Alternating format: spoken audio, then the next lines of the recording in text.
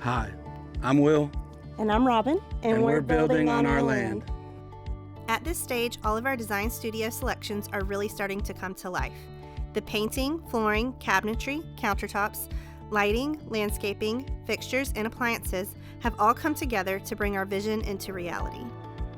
While our home won't be fully finished until all the final touch-ups are done, we're so excited to see it all coming together.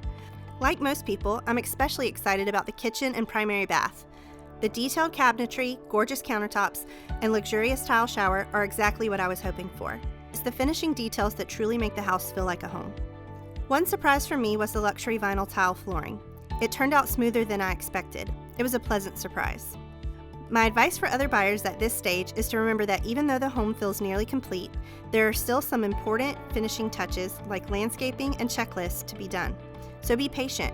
It's worth the wait to make sure everything is perfect in the end. Stay tuned for the next video In our Build on Your Land journey.